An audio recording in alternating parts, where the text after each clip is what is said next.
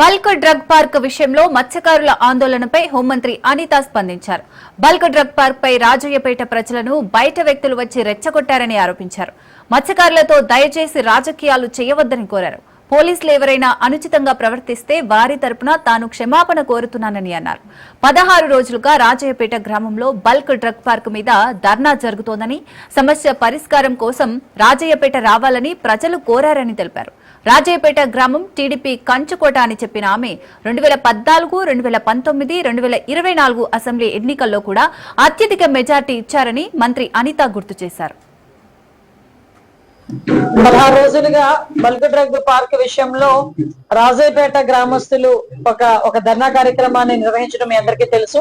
దానిలో భాగంగానే రీసెంట్ గా వాళ్ళందరూ కూడా నేను ఒకసారి వాళ్ళ విలేజ్ కి రావాలి అని కోరుకున్నారు.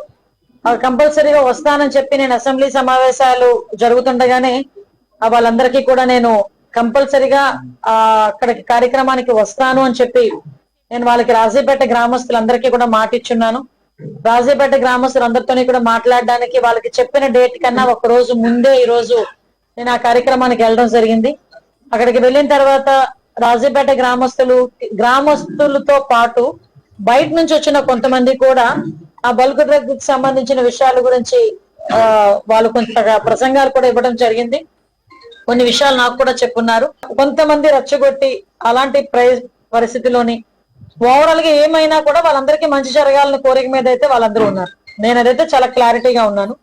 నేను దానికి సంబంధించి ఈ రోజు వాళ్ళతో మాట్లాడేటప్పుడు కూడా చాలా క్లియర్ గా నేను అక్కడున్న వాళ్ళందరికీ కూడా నేను ఒకటే కోరుకున్నాను. అమ్మ, మీరందరూ కూడా సమస్య చెప్పారు.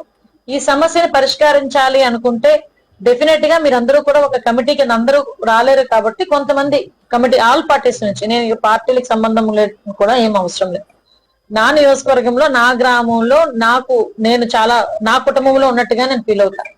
కాబట్టి మీరు ఒక కమిటీ ఏర్పాటు చేసుకొని దసరా తర్వాత చెప్తే డెఫినెట్ గా నేను ఆ కమిటీని గౌరవ సీఎం గారి దగ్గరికి, గౌరవ డిప్యూటీ సీఎం గారి దగ్గరికి, లోకేష్ గారి దగ్గరికి తీసుకెళ్లి మీ సమస్యను వివరించి మీ సమస్యకి పరిష్కారం ఇస్తాను అని చెప్పి చాలా క్లియర్ గా చెప్పాను. 16 రోజులుగా బల్క్ డ్రగ్ పార్క్ విషయంలో రాజయ్యపేట గ్రామస్తులు ఒక ధర్నా కార్యక్రమాన్ని